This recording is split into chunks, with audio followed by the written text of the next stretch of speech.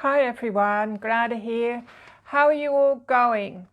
Recently I've had a lot of cries for help from my clients to do with them being stuck in a rut of fear and anxiety and worry. And I don't blame them because it's a time of uh, a lot of change for many people, too many changes too fast.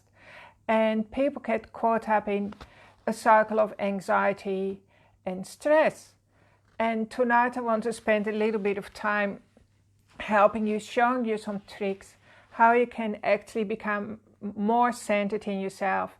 And I'm going to explain a few things that you have to stop doing so that you start to feel calm and more centered, and that you can use this period of change. As the universe is changing, it's not just humans as well, it's our whole planet, and our universe is kind of up-leveling itself, and it's offering us a portal to kind of drop into or go through, so we start to feel more awake and experience more peace and feel closer connected to ourselves and our loved ones. So it's a time of stress and fear and change, and at the same time it's the opposite side of the spectrum as well. It's a time of feeling more alive and more awakened than ever before, and a chance to connect really, really deeply with yourself. However, of course, when you have fear and worry going on in your mind, it's hard to be your best self.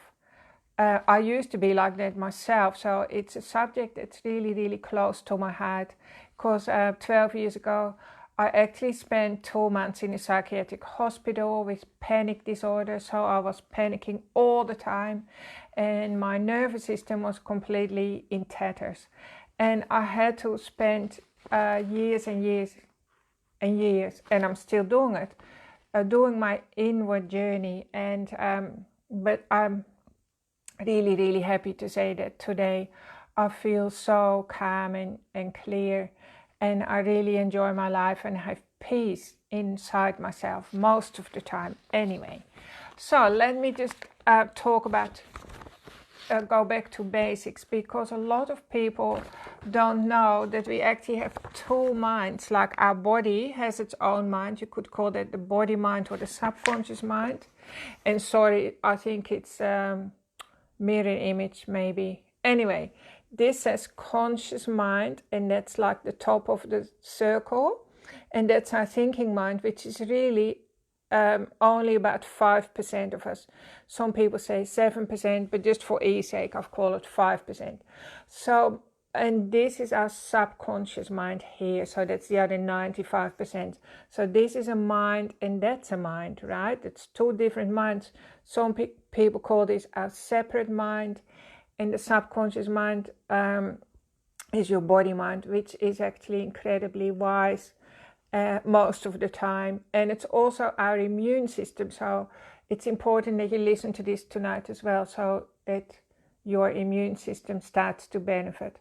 Most of our attention from the minute we wake up till we go to sleep is really taken up by this little part here, by the 5%, and that's our conscious mind, which is of course run on thoughts. Okay, so I want to tell you two things straight away, because recently I've had people who say, look, Grada, I just constantly have like negative thoughts and terrible thoughts going through my mind, and I just can't stop it. How can I stop it? Well, the first thing I want to tell you is that your thoughts are not created by you, right? Because our thoughts that we think are actually simply flowing through us, like they're coming through us, because we're living in a universe of thought waves and thought frequencies, and it really depends on your internal state what you're picking up on. So you could actually think of your brain, which is, let's for ease sake, sits in the top of your body here. Just think of that as a satellite dish, and it's constantly picking up on a set of thoughts, and most of the time they're the same as yesterday and the day before and 10 years ago in our whole life. We apparently tend to think the same type of thoughts every day, day after day, which is a bit depressing till you know that that's the case, and then you can change it. So it's good to know for those of you, which is most of us, who have negative thoughts, that they didn't start with you, they didn't originate in your body, they are coming through you. Okay, that's what science tells us now. So there are all these influences around us and frequencies like radio waves, and you're just simply a radio or a satellite dish tuning into a frequency that's not benefiting you at all. Let's say fear or negativity and self-doubt and so on. And those thoughts perpetuate themselves. So what can you do about it? And this is actually the easy part. It's easy. Actually, I should say it's not easy. It's very simple. It's so simple that most people don't do it. The easy part is that every thought that goes through your head that's negative, and you'll know that it's negative because you feel your energy drop and it makes you feel tired, and it changes you from happy to not so happy. That's a negative thought. Every negative thought that goes through your body or your brain, you have to ask yourself, is this true? What if this isn't true? How do I know this is true? Is this intrinsically true? So that's what you ask. So you question that thought, right? Because if you simply go, I don't want to think about that, most likely it's going to persist and come back 2 seconds later.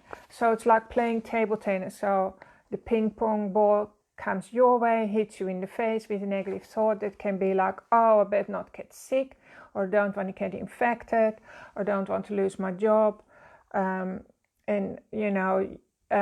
all those kind of thoughts. Immediately you can ask yourself, or you can think, for instance, I ran out of money. Immediately counteract that thought by saying to yourself, what if that isn't true? How do I know that's true? And how do I know this is intrinsically true? That means this is the ultimate truth. And that's like whacking that ball back across the court. And now your brain goes, oh, what? And it gives you a moment of like your whole chemistry inside your body changes. And that's a moment of opportunity for you to disengage from the negative cycle. And even for a lot of people, realizing that their negative thoughts, their yucky thoughts, sometimes aggressive thoughts, or bad thoughts, it doesn't start with you, it's just coming through you. So stop being an open window or an open satellite dish for those kind of thoughts. So that's the first thing, is to just question, how do I know that's true? Because your brain is, and our thinking, our brain is actually a pathological liar. So that might come as a shock, because we've been taught to believe that we should be trusting in our mind and so on. But nothing could be further from the truth. Most of the thoughts that we think are based on untruth or falsehood, you could say. Most of the time our brain is lying to us, right? And it's draining our energy. So I'm just going to encourage you to question every thought, because most of the time it's a lie anyway, and you're buying into your own lies, and it's robbing you of energy, it's robbing you of your joy and your life force, and you don't feel calm and peaceful when you could be feeling calm and peaceful. So you can also say, is this true right now, in this moment? What's the ultimate truth right now? And then you just pull yourself back into the present, and you realize, well, actually, no, right now that's not true at all. Like, I'm safe, I'm warm, I'm protected, I have a good life here in Tasmania or wherever you are. And that gives you, your nervous system, a second to reset itself. And our nervous system actually doesn't need much, because we are incredibly amazing beings, and our nature is in our nature we are incredibly resilient and we can make a comeback from just about anything. The only thing that stops us is the way we bully ourselves and the way we persecute ourselves. So that's the first thing. Stop, question your own mind when it's negative. When it's positive, you accept it. And then secondly, you can also go, the Buddhists go like that, so left hand, and you use it as a windscreen wiper, and you say, not that thought, not that thought. So I'll just say something. I could be thinking, Peter doesn't like me, or something like that, and I would go, not that thought, not that thought. I'm going to fail the test, not that thought. What if I don't have enough petrol in my car? Not that thought. So that breaks through the obsession, because most of us have a tendency to be obsessive with our negative thinking, and it's simply the way we are trained, because we weren't born like that. Because when you look at little babies, they're always attracted to the light, not to the darkness. So when they open their little eyes and they immediately start to focus on the object of their love, which is usually the mom or the dad or their siblings, and so they focus on love. They're not focused on problems, they're not focused on world affairs. And then secondly, their eyes are always going towards the light. So if there's a little candle in your room, they'll turn their little heads around to see the candlelight and so on. So that's very symbolic of our true nature. And we simply just have to, peel back the layers of conditioning and programming, so we start to feel at home in our body. So I'll write all this so you can read it as well below the video. So then secondly, when it comes to our subconscious mind, which is 95% of us, that gets triggered. And this is how where I spend a lot of time healing people or working with clients, coaching, and I've done retreats in the past, where I take people through processes to get in touch with your subconscious. But the subconscious is really also your immune system. It's in charge of your heart rate, your breathing, how fast your hair grows, your nails. And this is also the realm of our feelings and emotions and our memories and pictures and our inspiration. All our good ideas come from there. And it's the realm of feelings. So we've got it all wrong, because we've been taught to believe our thoughts and to not trust our feelings. But I'm here to tell you, do the opposite, turn that on its head. So I'm going to say, don't believe your thoughts and trust in your feelings, right? Because we've been created to trust our feelings, because our feelings are our internal navigating system. And if our feelings, they give us warnings like, oh, it's not safe to go here and so on, but we often ignore our feelings and we get kind of stuck in the swamp, and then we have trouble getting out. So when it comes to freeing up our subconscious mind, which by the way is how you free up a lot of energy and you get your life force back and your immune system and your joy back and peace of mind and all the rest, you have to listen and tune into your feelings. And we don't like to do that, because actually we've been told our parents said to us, well, that doesn't hurt, stop crying, stop feeling sad, don't be angry, what are you scared about, and so on. So this is how it goes. Okay, so our subconscious mind hates being ignored, it hates feeling forgotten. That's the worst feeling. Now I'm also talking about your immune system, right? So start remembering that you have a body, that your feelings are real, they are the real messengers. They want to be felt and they want to be heard and seen, acknowledged, and they sometimes also need to be expressed. Okay, so I thought this is a long spiel, but I really want to pull out a big one for us tonight, because I've been noticing on social media there's like a lot of heated arguments and people are in the messages. I always get fascinated by how people respond in messages to each other, and there is a lot of blaming. So people will write something like, shame on you, you should be ashamed of yourself, shameful, that was a shameful thing. So people like to shame and blame each other a lot when we are in times of stress and so on.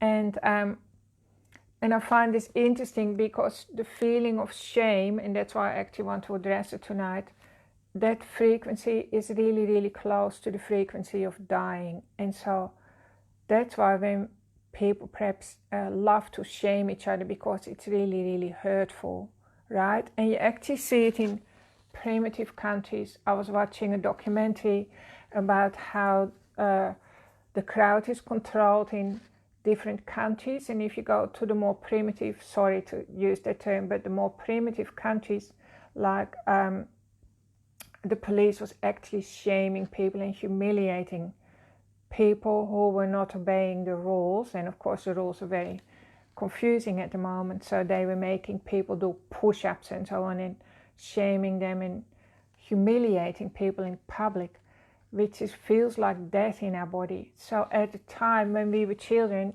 or even as adults sometimes, if we've had experiences where we were shamed, that was too much pain at the time, we usually shut that down and it's gone into our tissue somewhere, like it's sitting somewhere in our body, and it's eroding our health and our energy. So one way to get stronger and healthier and to reach a beautiful state of peace is to deal with our feelings as they come up. Now our feelings will come up when we create a safe environment for ourselves. Of course they come up as well when you create chaos and arguments, and that's probably one reason why we do create chaos. But we can release these feelings. They need to be released. That's the whole point that I'm saying, because there's too much charge and trigger there. We can release them by literally becoming very, very still and observant, by being the mom that perhaps we never had when we were hurting as a child or something like that. Become your own mom or become your own dad. So, because I noticed there's so much shaming and blaming going on at the moment, people are being triggered, I thought we'll do a little exercise on releasing some shame. Shame is a hard one to actually connect into, because it's a bit of a shapeshifter. It'll hide behind anger or behind sadness or behind other emotions. So it's sometimes hard to know that we actually have it in our body. But if you wake up in the morning and you have a dull feeling and you feel flat and you haven't got much energy, or you're sick a lot, and you're full of self-doubt and so on, that often means you have shame somewhere hiding in the corners. So I want you now to close your eyes and do this with me for a few minutes. And we can do this together. So close your eyes. Breathe in and breathe out through your nose, all the way down into your toes, and relax your body. And now bring to mind an experience or a trauma that made you feel ashamed of yourself. You tripped up. Maybe people ridiculed you, made you feel ashamed for your beliefs or for what you represent, for who you are. And just bring up a memory of that. Now I want you to put your hand on your heart here, on your immune system. I'll just show you. There, see, put your hand there. And that's like reassuring the little child, because your subconscious mind is never older in its mentality than 7 years old. So it's always like a little child. And be there for your body. And think of that incident.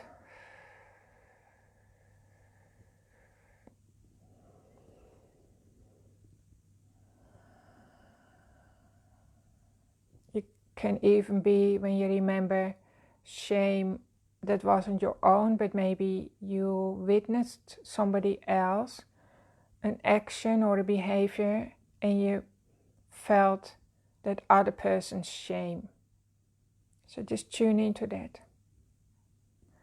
And now start observing what's going on for you in your body. Do you have tension somewhere or heat? When shame is released, you often get a flush of heat, like your cheeks get red.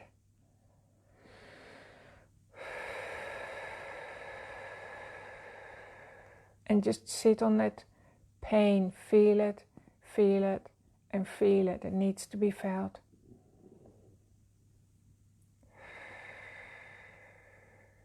Give it your full attention. Be fully present.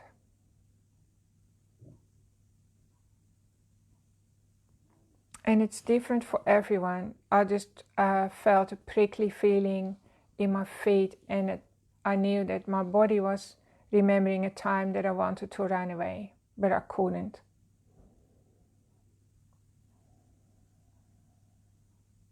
Okay. And now I'm noticing a knot of tension in my forehead. So that's the third eye. And so it's just processing a time that I felt really ashamed. And now it's moving out. Now, the third eye is interesting because that's our third eye offers us clarity in situations that can be tricky, and it helps us to make wise decisions, like decisions that are made from intuition and from wisdom and that are right for us, rather than from confusion. And if we have confusion in our body and glitches, when we have pockets of shame and blame in our body. So, okay, we can actually, other than feeling it and sitting on that pain and make it really intense, the intensity will never last longer than a few minutes, I can assure you. And then you free up so much energy, you move away from that energy of death and dying, because it's like a death energy that's stuck in your body. So once that's free, you suddenly get so much clarity and you don't get triggered anymore, and people can say to you, oh, that's shameful, or shame on you for expressing your opinion or whatever, and it just flows off you like, off a duck's back, we say that. So that's how you can preserve your inner peace and get stronger and stronger in yourself. So it's really, really possible to become more centered, become more awake, more alive, and have more joy by knowing how to address your two minds. So like our two minds, when they like that and they're friends with each other, they're listening to each other, then your life is good. You have harmony, you have peace, you're in flow, you're in synchronicity. But if you're treating your conscious mind as if it's your subconscious, so that means you believe everything you think, you're going to run into trouble. So question your thoughts and listen to your feelings, right? Tune into your feelings, connect to your feelings, be there like a parent for your subconscious mind, because our subconscious mind actually can't lie. So there is no point questioning it, because it's always telling us the truth anyway. That's a given. So turn it on its head, and then after a while you find that your two minds start to communicate to each other. They understand each other. It's easier to love yourself, to be content and satisfied, and that will start to flow over into all your deep and meaningful relationships with everyone around you, and of course ultimately the universe, because you are shining your light into the universe and making it a bit lighter for everyone else. So just remember that your life matters, and it's important for me that you get it right, that you don't get caught up into some sort of negative cycle, and that you are able to get out of that really, really quickly, so you can be the best version of yourself and really start to enjoy your life and be open. Life is one big adventure. We are living in an exciting time at the moment, full of opportunities and possibilities. It's a time of enormous growth for you as well. And it's a great time to become really aware of who you are, and love yourself for who you are, for the beautiful being that you are. And your life is important right now. The universe is counting on you, and the universe is also supporting you in every which way. So, as a final note, you can always say to yourself, I love myself for feeling ashamed. That will clear that very quickly. And you can also say, I love myself for blaming myself, or I love myself for feeling blamed.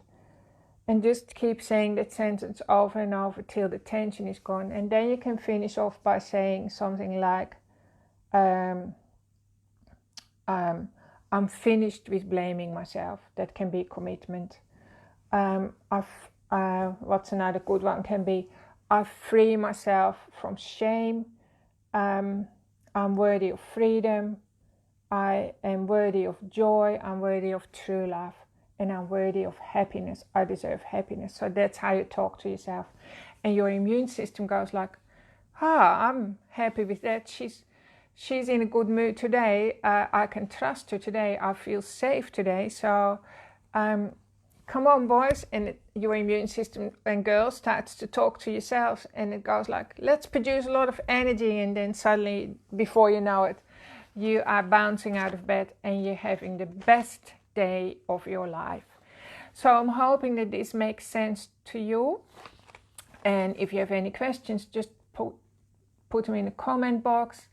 And I wish you all a really, really good, productive, peaceful, joyful week ahead.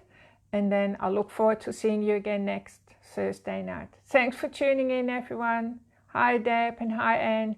Sorry, I can't really talk and read at the same time. So thanks everyone who tuned in, and hope you find this helpful.